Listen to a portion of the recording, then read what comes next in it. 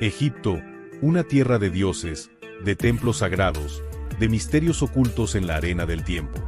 Y entre todos ellos, hubo uno, un dios guerrero, un protector del orden y del cielo. Un dios que jamás fue vencido, porque ni siquiera la muerte pudo derrotarlo. Su nombre es Horus. Horus no es solo un dios, su nombre encierra el misterio de su esencia. En el antiguo Egipto, su nombre era Her o Hor, que significa el elevado, el que está por encima. Y no es casualidad.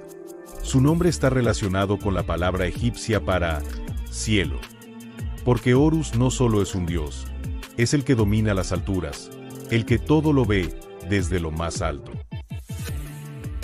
Para entender a Horus, primero hay que recordar de dónde viene su historia, porque su nacimiento no fue el comienzo de su destino, sino la respuesta a una traición.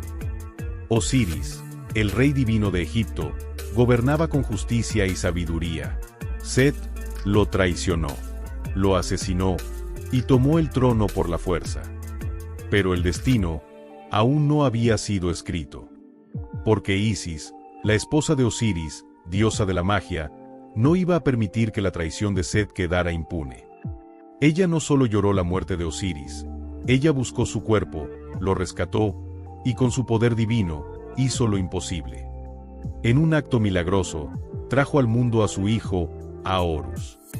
Un niño, nacido para reclamar su derecho, nacido para vengar a su padre, nacido para restaurar el equilibrio del universo.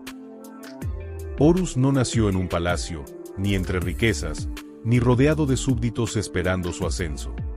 Desde el primer instante, su vida estuvo marcada por el peligro. Set sabía que mientras Horus existiera, su trono nunca estaría seguro. Así que Isis, su madre, hizo lo único que podía hacer. Huyó. Lo escondió en los pantanos del delta del Nilo, un lugar donde ni siquiera Set se atrevería a buscarlo. Pero estar oculto no significaba estar a salvo. Desde la infancia, Horus fue atacado, no con ejércitos, sino con enfermedades, con peligros invisibles, con las fuerzas del caos que Set enviaba para asegurarse de que su amenaza nunca llegara a crecer. Pero Horus no estaba solo. Cada vez que caía, Isis estaba ahí para sanarlo. Cada vez que la oscuridad lo envolvía, Tot, el dios de la sabiduría, le mostraba el camino. Porque Horus tenía un destino, pero antes de reclamarlo, tenía que estar listo. Y aquí hay algo que vale la pena pensar. Horus no fue un dios que simplemente apareció para tomar su lugar. Antes de reclamar su derecho, tuvo que sobrevivir, tuvo que aprender, tuvo que fortalecerse. Y eso nos dice algo, que no basta con nacer con un destino, hay que estar listo para él. El verdadero poder no está solo en lo que eres, sino en lo que haces con eso. La batalla final, Horus contra Set. Horus ya no era un niño oculto en los pantanos, ahora era un guerrero, un dios preparado para reclamar lo que le pertenecía. Pero no iba a ser fácil, porque Set no estaba dispuesto a ceder el trono sin luchar. Y cuando decimos que pelearon, no fue una batalla cualquiera. Fue una guerra que duró 80 años. No solo combatieron en la tierra, también en el agua, en el aire, en cada rincón donde el caos y el orden pudieran enfrentarse. Porque esta no era solo una lucha por el poder, era una lucha por la estabilidad del universo mismo. Dicen que en uno de estos enfrentamientos, Set logró lo impensable. Le arrebató el ojo izquierdo a Horus. Y en la mitología egipcia, el ojo no es solo una parte del cuerpo. Es un símbolo de percepción, de conocimiento, de poder divino. Pero Horus no estaba solo. Tot, el dios de la sabiduría, intervino y restauró su ojo. Porque esta batalla no se trataba solo de la fuerza, sino de la visión. Y Horus debía recuperar su capacidad de ver más allá de la violencia, para entender el verdadero propósito de su lucha. Después de tantas batallas, el conflicto ya no podía resolverse solo con la fuerza. Así que los dioses intervinieron. Ra, el dios supremo, presidió el juicio. Horus había demostrado su derecho al trono, pero la decisión no fue inmediata. Se dice que incluso Isis, su propia madre, intentó interceder. Y que en algún momento, Horus, frustrado por la indecisión de los dioses, reaccionó con ira. Al final, tras pruebas y deliberaciones, la verdad era innegable. Horus era el legítimo heredero de Egipto.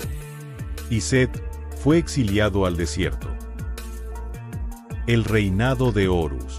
El conflicto había terminado. Set fue exiliado al desierto, y Horus ascendió al trono de Egipto. Pero su reinado no fue solo un cambio de poder. Fue la restauración del equilibrio.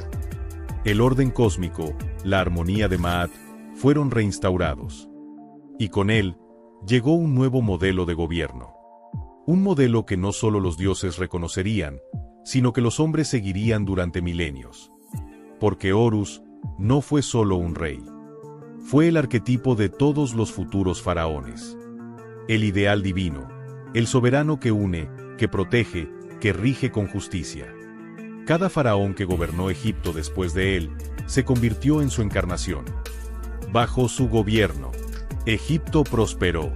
El Alto y el Bajo Egipto finalmente estaban unificados. Y la verdad, el equilibrio, el orden, prevalecieron sobre la discordia. El eterno joven, Horus, es eterno. No es un dios que muere, no es un dios que envejece. Porque Horus es el incesantemente renacido. Él es el vencedor de la muerte. El hijo celestial de Isis y Osiris, pero también el hijo de sí mismo. Porque Horus no solo nace, se manifiesta en cada conciencia que despierta. Está más cerca de la percepción sensorial que Isis y Osiris. Porque ellos son conceptos matemáticos, principios que estructuran la realidad. Pero Horus es experiencia, es lo divino que se hace real, lo trascendente que se encarna. Horus no es solo un dios distante. Horus vive en cada ser humano que se atreve a desafiar la oscuridad. Él es todas las conciencias heroicamente honestas, todas las mentes prácticamente inteligentes. Es el eterno renacido, el portador de la juventud sin tiempo. Porque con cada nueva generación que despierta, Horus despierta con ella. Cada individuo que encuentra su propósito, cada persona que elige la verdad sobre la mentira, la justicia sobre la corrupción. En cada uno de ellos, Horus renace. Horus es la síntesis. Es la lucha eterna contra el caos. Porque ante Horus, la muerte se arrodilla y se postra. Causalidad inversa. Horus engendra a sus propios padres. Ahora, piensa en esto. ¿Y si el efecto no es solo una consecuencia, sino también la causa de su propia causa? Eso es lo que sucede con Horus. Él no solo es el hijo de Isis y Osiris. También, de alguna manera, los ha engendrado a ellos. Es decir, los ha convertido en sus propios padres. Pero, ¿cómo es eso posible? En filosofía, esto se llama finalidad causal. Y está directamente relacionada con el tiempo inverso.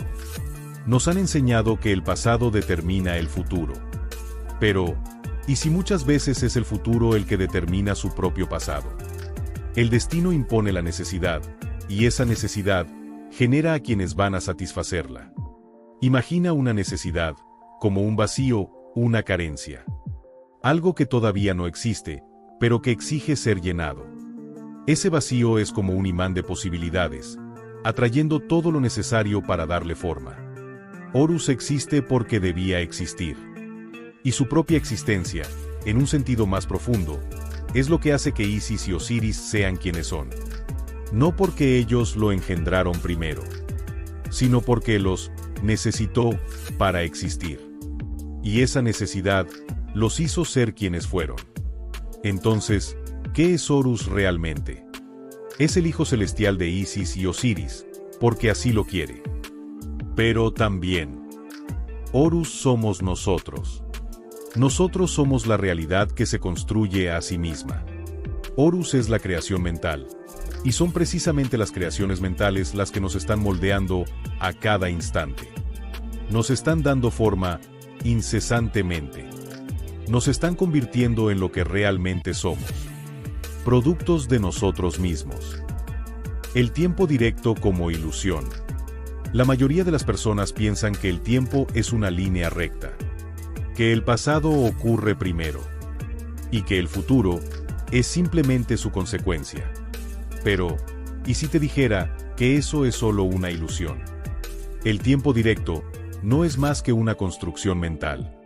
Un pretexto que conforma a las mentes binarias, aquellas que necesitan un orden fijo, porque no pueden asumir la responsabilidad de sus propias creaciones cuando se degradan. Veamos esto en términos simples. En el tiempo directo, la ecuación es clara: 2 más 3 igual a 5. El pasado, representado por el 2, y el 3, da origen a un futuro unitario, el 5. Pero en el tiempo inverso, la ecuación se lee diferente: 5 igual a 2 más 3. Es decir, el futuro ya está ahí, es una unidad que existe antes de ser percibida. Y es este futuro el que impone las condiciones necesarias para que el pasado se configure como debe ser. Ambas ecuaciones no se contradicen, coexisten. Pero una mente binaria no puede concebir algo fundamental: que el antes, muchas veces, está en el futuro. Piénsalo, ¿realmente tu pasado determinó tu presente, o fue tu visión del futuro la que te moldeó? Por ejemplo, cuando era niño, estudiaba porque me obligaban a hacerlo para el futuro. Y hoy, gracias a ello, sé lo que sé y tengo lo que tengo. En realidad, pensé primero en el futuro, y después actué en el pasado. El futuro me impuso su necesidad, y yo la cumplí. Y aquí es donde entra el poder fáctico del futuro. Porque el futuro no solo es una consecuencia, también es una causa. Puede moldear el pasado, influenciar el presente, y establecer el curso de lo que ya ha sucedido. Este concepto no es solo una idea abstracta. La realidad lo demuestra constantemente. Las ideas futuras crean condiciones en el presente. Y esas condiciones reescriben la historia. Lo que creemos que ocurrió, en realidad, puede haber sido generado por lo que aún no ha pasado. Si Horus es el que trasciende el tiempo, el ojo que todo lo ve, entonces, tal vez, él no solo observa el futuro, sino que lo define. Y si el verdadero poder no estuviera en lo que ya fue, sino en lo que todavía no ha sucedido. Horus y la mente creadora, la conciencia como fuerza del universo. Horus no es solo un dios de la realeza y la guerra, también representa algo mucho más profundo: la mente que crea la realidad. Su símbolo más icónico, el ojo de Horus, es más que un simple amuleto, es la manifestación de la conciencia superior, la percepción que moldea el universo mismo.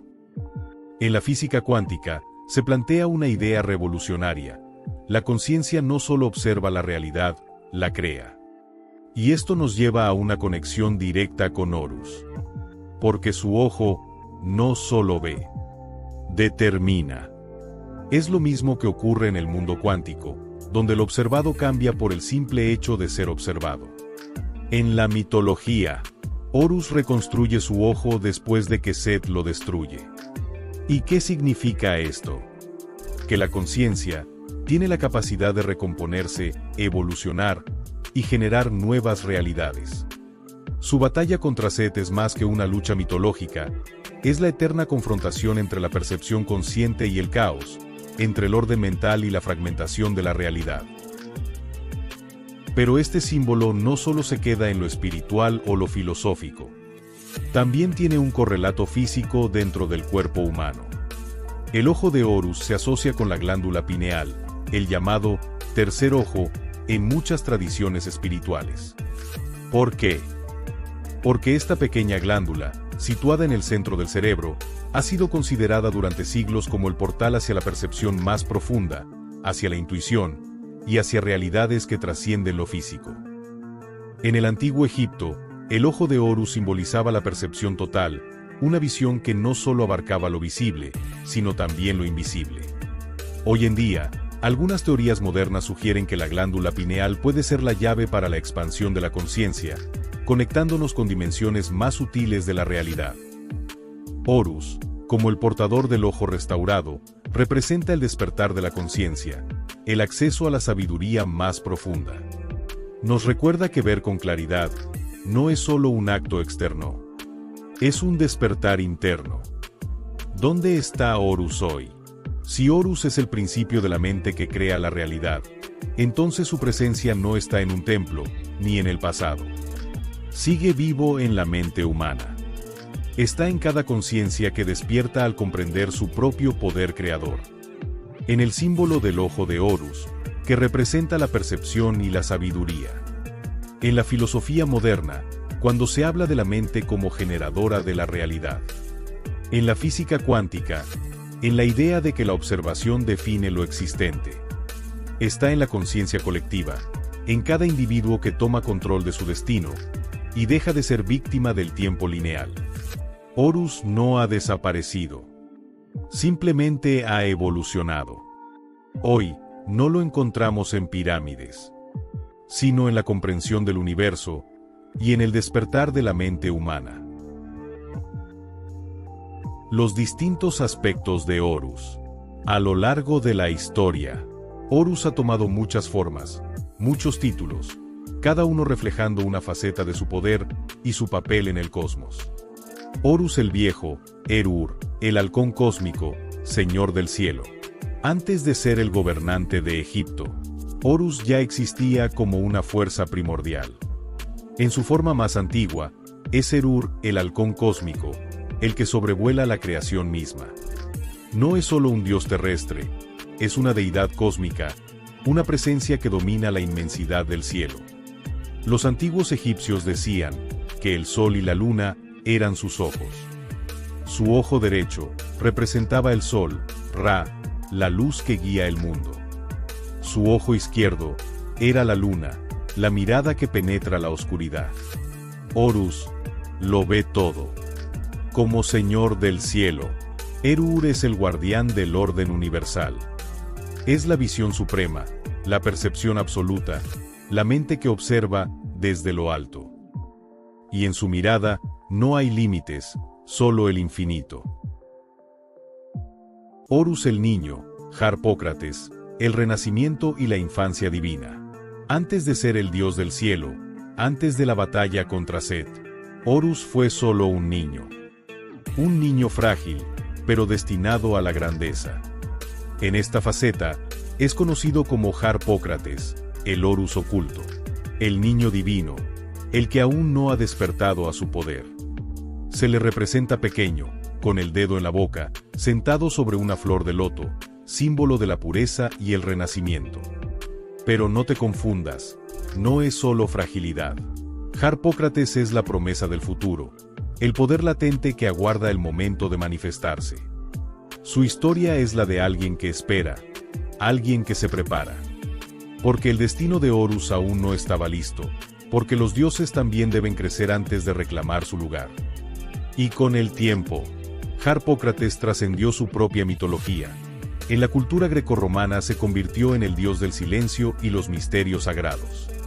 Porque todo lo que está destinado a ser, primero debe aprender a guardar su momento. Así que dime, ¿cuántos de nosotros estamos aún en la etapa de Harpócrates?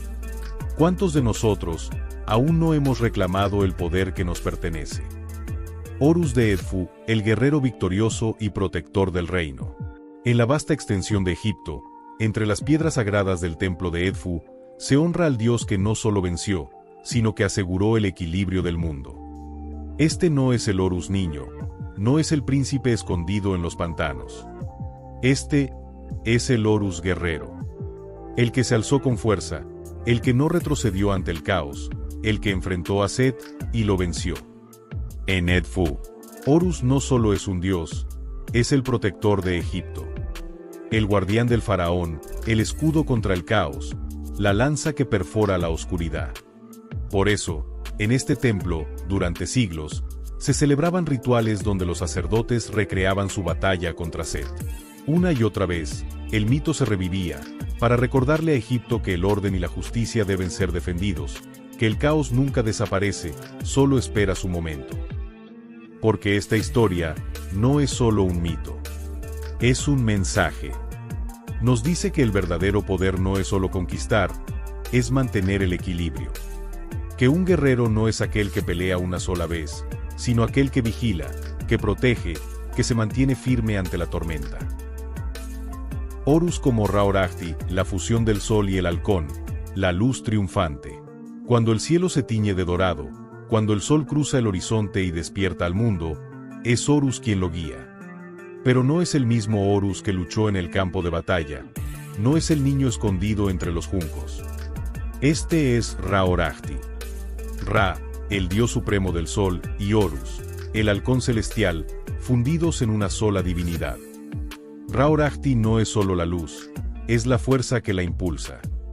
Es el ciclo eterno de renovación, el dios que cada mañana despierta el mundo y lo arrastra fuera de la oscuridad. El que, con su mirada ardiente, disuelve las sombras y establece el orden. Pero la luz no solo brilla en la vida, también en la muerte.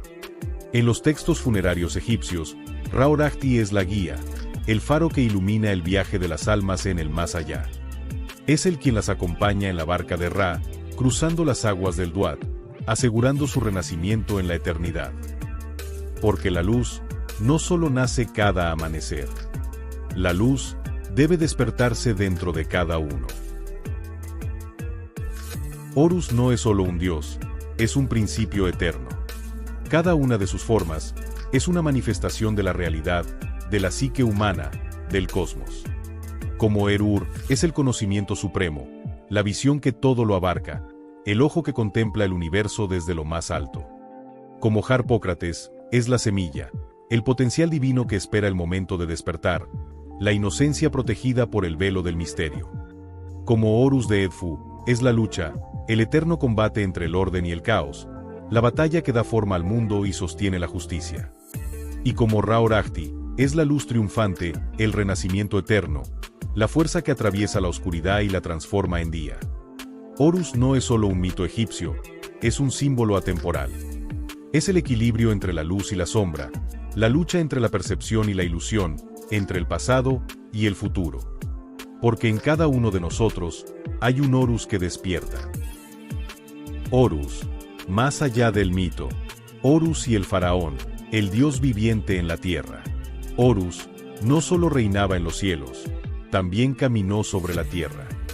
Para los antiguos egipcios, cada faraón era la encarnación de Horus, el legítimo soberano, el guardián del equilibrio.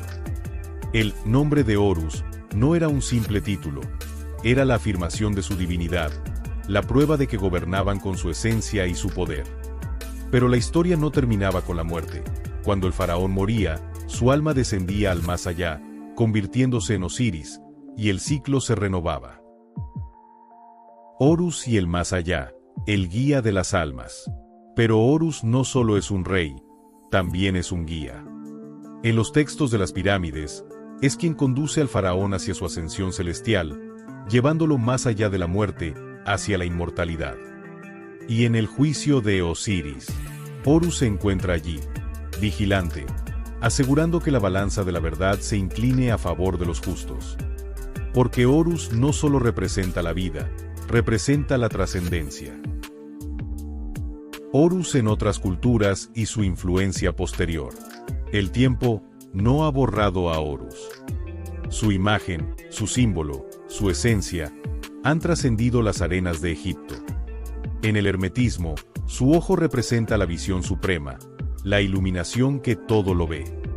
En la masonería, es el emblema del conocimiento oculto, de la percepción superior. En la mitología griega, su figura se fusiona con Apolo, el dios de la luz y la verdad. Y en la historia del héroe eterno, su presencia resuena con todos aquellos que mueren y renacen para restaurar el equilibrio.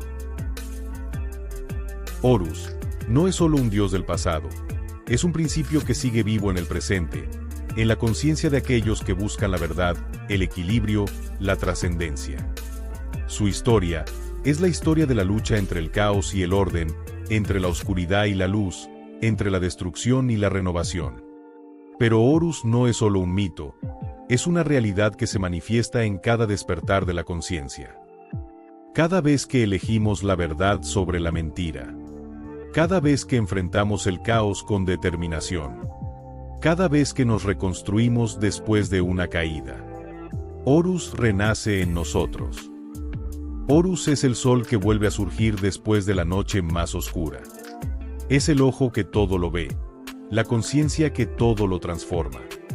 Es la certeza de que, sin importar cuántas veces caiga el orden, siempre habrá quienes lo restauren.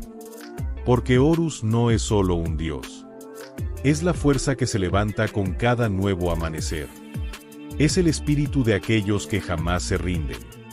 Es la voluntad del universo, expresada en la mente de los que despiertan. Si este video te hizo ver a Horus con otros ojos, si algo dentro de ti resonó con su historia, entonces suscríbete, dale like, activa la campana y prepárate. Porque esto apenas comienza. En este canal, exploramos los misterios más profundos.